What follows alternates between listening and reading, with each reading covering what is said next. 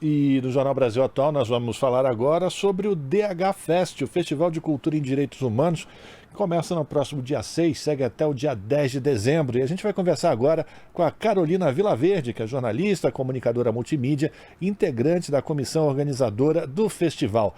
Olá, Carolina, muito bem, bom dia, seja bem-vinda. Bom dia, Rafael. Bom dia aos ouvintes. Um prazer estar aqui com vocês. Obrigada pelo convite. Vamos lá, vamos falar sobre o DH Festival. No ano passado, essa é a segunda edição, né, Carolina? No ano passado ela foi virtual. Esse ano, o que está sendo preparado? Exatamente. Ano passado a gente teve uma programação online, Rafael, e agora ela acontece de forma híbrida. Então a gente tem uma seleção de curtas-metragens que estão na plataforma do Sesc Digital, disponíveis para o Brasil inteiro.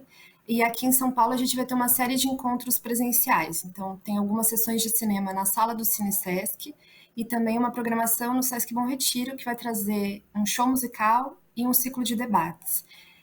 Eu acho legal a gente não esquecer que esse festival nasceu em um momento muito específico do ano passado, um momento de muita urgência do Brasil, em março de 2021, em que a gente assistia o desmonte das políticas públicas de cultura, de direitos humanos, um dos momentos mais graves da pandemia de Covid-19 no Brasil, não só pela crise sanitária, mas também pelo aprofundamento das desigualdades, né? O Brasil retornava ali ao mapa da fome, entre outros indicadores muito graves que a gente começava a dimensionar ali naquele momento. Então, em março de 2021, quando o Instituto Vladimir Herzog se uniu ao Sesc São Paulo e a Pardieiro Cultural, que são os realizadores desse festival, para criar o DH Fest, esse evento ele tem na sua origem um ideal muito claro de se opor a esse projeto de morte e desesperança que estava sendo imposto ali aos brasileiros. É um projeto de poder que a gente sabe que despreza toda forma de conhecimento e toda a produção cultural comprometida com respeito aos direitos humanos. E o DH Fest, ao contrário, ele pretende valorizar o que a gente tem de melhor, que é a nossa diversidade e a nossa cultura. Então, nos enche de felicidade, de alívio poder realizar essa segunda edição num contexto diferente, em que a gente teve uma vitória muito significativa para a nossa democracia agora nas eleições de outubro. Essa vai ser uma edição de celebração, Rafael. Essa possibilidade da gente estar junto, comemorar um passo importante na retomada da construção de um país mais justo, mais solidário. E a gente sabe que há muito pela frente, muito para ser feito, né? Mas que é importante também a gente celebrar esse momento, respirar fundo, tomar fôlego, para justamente encarar esses desafios que virão pela frente. E o festival buscou dialogar com esse contexto de retomada de um projeto de país por meio da sua programação. E aí a gente pode contar um pouquinho dos destaques. Pois é, Carolina, mas eu queria falar sobre exatamente como é que esse festival ele contribui para o fortalecimento do acesso à cultura. De que maneira essa programação está voltada para esse objetivo, Carolina? Legal. Acho que o grande convite do DH Fest é que a gente, por meio da arte e da cultura, consiga refletir sobre a realidade brasileira, mas não ficar só na reflexão. Eu acho que o festival ele quer que a gente saia mobilizado, inspirado, que a gente projete caminhos futuros, né? Então, isso se dá por meio da nossa curadoria, que escolhe narrativas, vozes, corpos que vêm de territórios periféricos também, né, que possam ampliar o sentido do que é a luta por direitos no Brasil. E vou dar um exemplo, né? Não à toa a gente vai trazer o tema da memória para a nossa mesa de abertura, que é justamente a gente poder celebrar essa vitória que eu estava comentando, né, essa perspectiva de um futuro melhor, mas sem deixar, sem apagar o que a gente viveu de trágico também nos últimos anos no Brasil. Então, é uma mesa que vai chamar Narrativas para Romper o Esquecimento, que é um diálogo inédito entre o escritor indígena Daniel Munduruku, que é um escritor muito premiado, autor de mais de 50 livros, premiado pelo Jabuti, pela Academia Brasileira de Letras, e a Neon Cunha, que é uma ativista independente, mulher, negra, ameríndia, transgênero, uma voz importante da luta das identidades trans no Brasil, e eles vão conversar sobre os processos de apagamento intelectual e simbólico desses corpos e territórios que são considerados periféricos. Mas não só, né? Como que a arte pode reverter esses processos, né? Como que a arte pode promover a dignidade humana. Essa conversa vai ser mediada pela jornalista Semaia Oliveira, que é consultora jornalística do podcast Mano a Mano, do Mano Brown, então imagino que muitos ouvintes também a conheçam. E fica aqui o convite, vai acontecer na terça-feira, dia 6 de dezembro, no Sesc Bom Retiro, essa conversa. que é um dos grandes destaques dessa programação.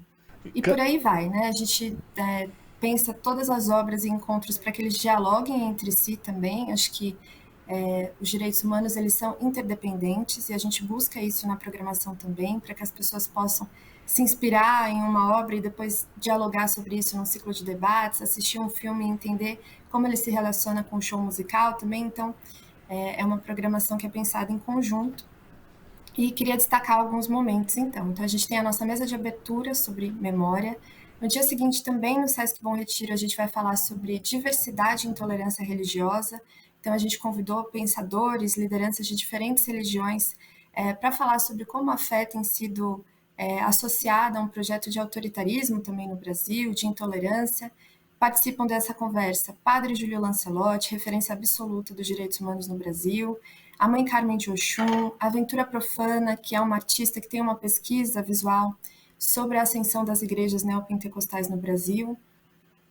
A gente vai ter uma sessão de Marte 1, que é um filme indicado ao Oscar 2023, um filme brasileiro que foi indicado ao Oscar, que também traz essa voz e essas narrativas da periferia. Toda a nossa programação de cinema fala do cinema de quebrada, né? Tanto curtas-metragens de jovens realizadores, quanto também pessoas que já estão circulando em festivais internacionais, né? Tem uma série de filmes que vão ser premiados, então a gente vai exibir também Marte 1. Quem não conseguiu assistir ainda nos cinemas vai poder assistir na sala do Cine Sesc.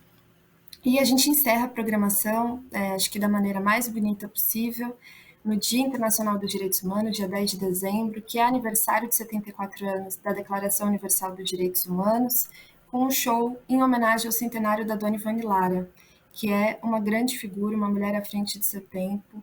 A Dona Ivone Lara, ela é uma pioneira tanto artisticamente, né, quanto também uma faceta pouco explorada da sua história. Ela tem um legado para a luta antimanicomial no Brasil, né? Ela trabalhou com a Anísio da Silveira, participou da reforma psiquiátrica no Brasil. Então a gente vai ter um mestre de cerimônias contando um pouco dessa história e um show de samba, uma roda de samba, um momento de celebração mesmo para finalizar esse festival no dia 10 de dezembro, com a banda da X9 Paulistana, que é uma das escolas de samba mais tradicionais de São Paulo, a participação da Larissa Luz, da Nega Duda e de outros sambistas brasileiros. Agora, Carolina, toda essa programação que você passou para a gente do Sesc Bom Retiro, ela é presencial, mas as pessoas que estão fora de São Paulo, porque o Jornal Brasil Atual, como ele é transmitido também pelo YouTube, pelo canal da Rede TVT do YouTube, podem ficar interessadas em acompanhar todas essas discussões que são muito interessantes realmente. Esse processo todo, essa programação toda, será também transmitida pelas redes sociais? As pessoas que estão fora de São Paulo ou que não puderem ir até o Sesc Bom Retiro poderão acompanhar esses debates? Infelizmente, a gente não vai ter essa transmissão dos debates, viu, Rafael? Mas acho que a gente pensou nessa questão e trouxe uma seleção muito especial de 16 curtas-metragens que estão na plataforma do Sesc Digital, justamente para que o festival não perdesse esse caráter também nacional, né, que foi uma coisa muito forte da primeira edição. Então, tem muitos filmes interessantes, acho que a gente fez esse eixo curatorial pensando no cinema produzido pelas periferias brasileiras. E uma coisa que eles têm em comum e que é muito interessante de observar é que todos eles exploram questões relacionadas aos direitos humanos, né? É uma produção que está intrinsecamente ligada e comprometida com a dignidade humana. Então, fica o convite para as pessoas que não estão aqui em São Paulo que elas assistam, né? São curtas-metragens, então dá para separar uma horinha e assistir vários em sequência e acho que as pessoas vão gostar muito e é uma experiência muito importante também da gente reconhecer e valorizar essa produção dos jovens realizadores, né, das pessoas que estão começando também. Isso se dará pelo Sesc Digital. Como é que as pessoas fazem para então acessar esse material todo, Carolina? Basta acessar o Sesc Digital, a gente tem toda a programação também no site do DH Fest, que eu posso até passar o endereço aqui, é dh-fest.com. Lá vocês encontram todos os links, todos os horários, todas as programações. Para quem estiver aqui em São Paulo, né, e quiser ir até o Sesc Bom Retiro, a gente tem um serviço de transporte gratuito saindo da Estação da Luz. Então, isso tudo está sinalizado, programação gratuita. Vocês podem encontrar todas essas informações no site do Sesc Bom Retiro, no site do DH Fest, no site do Instituto Vladimir Herzog. Acho que está bem fácil de localizar. Carolina, a gente sabe que você falou já de todos os desafios que serão enfrentados com muita expectativa, né? O governo do presidente Lula, o governo do presidente eleito Luiz Inácio Lula da Silva, mas teve muito retrocesso também durante o governo Bolsonaro, e uma das principais facetas desse governo foi atacar a cultura. Inclusive, vocês tiveram grandes dificuldades por financiamento desse festival, por conta da lei de incentivo à cultura. Como é que vocês conseguiram dar a volta ou contornar essas dificuldades? Porque dinheiro é necessário. Exatamente, Rafael. Olha, a gente tem dito que a própria realização desse festival já é um ato de resistência da cultura brasileira. A gente adiou o festival esse ano e corremos, ao longo de 2022, o risco muito sério de não conseguir realizar essa segunda edição, pela dificuldade de captar recursos para um festival com essa temática de direitos humanos. É um processo muito comum para iniciativas desse porte e com essa temática apresentar um projeto na Lei de Incentivo à Cultura, e foi o que nós fizemos em setembro do ano passado, ainda em 2021, para que a gente pudesse captar recursos e estivesse habilitado a captar recursos na Lei Rouanet para realizar o festival agora em julho de 2022. A gente passou 6 meses recebendo pedidos de ajustes, readequações, foram idas e vindas, mais de 10 pedidos de adequações diferentes, até que em março desse ano nos foi pedido uma adequação com um prazo que na prática inviabilizava a realização desse ajuste, o que acarretou no arquivamento do processo. A gente sabe que essa é uma forma muito cruel de impedir o acesso à lei de incentivo, que é uma política pública, e uma política pública fundamental para a produção dos projetos culturais no Brasil. Então, se utilizar dessa burocracia para pré-censurar projetos que a gente sabe que não são do interesse do governo federal.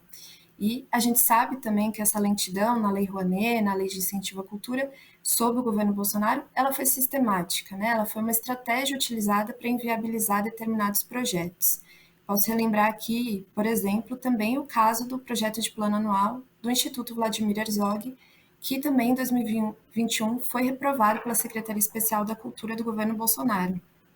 E como é que a gente, então, deu a volta por cima, né, e conseguiu realizar essa edição? É importante a gente colocar que em nenhum momento a gente pensou que esse festival não iria acontecer. Acho que estava colocado para todos os realizadores da importância, inclusive política, da gente marcar posição e realizar essa edição em 2022. Então, ela aconteceria com dinheiro, sem dinheiro, e acho que refletindo também a essência desse festival, a gente apostou nas nossas parcerias. Então, a gente vai realizar sem apoio nenhum da legislação de incentivo à cultura, graças aos nossos parceiros de primeira hora do Sesc São Paulo, na figura do professor Danilo Miranda, que é uma figura extraordinária da cultura brasileira e que, diante desse cenário de muitas incertezas, nos deu a segurança e a garantia da realização dessa segunda edição para a sobrevivência do festival. Então, ele ampliou a parceria do Sesc São Paulo com o festival, que já acontecia na primeira edição, garantindo, então, essa realização dessa programação incrível que a gente preparou para a semana que vem. E aproveitar esse momento aqui de agradecimentos, falar dos nossos parceiros da Pargeiro Cultural, Leandro Pardi e Francisco César Filho, que são 2 produtores que trabalham há décadas com a temática da cultura e dos direitos humanos, que em nenhum momento desistiram, também estiveram com o Instituto Vladimir Herzog nessa batalha, mais de 1 ano e meio de produção para esse festival acontecer.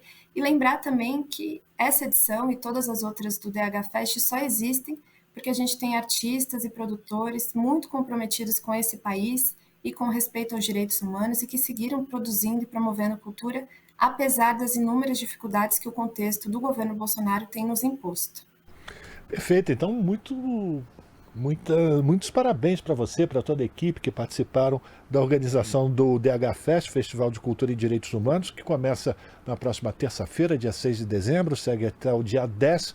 E a gente conversou aqui no Jornal Brasil Atual com a Carolina Vilaverde, jornalista, comunicadora multimídia, que integra a comissão organizadora do DH Fest, Festival de Cultura em Direitos Humanos. Carolina, abraço para você, até uma próxima oportunidade e bom festival.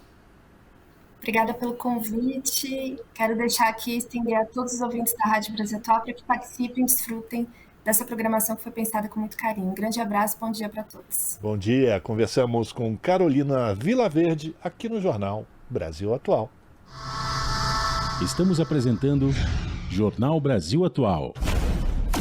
As notícias que os outros não dão.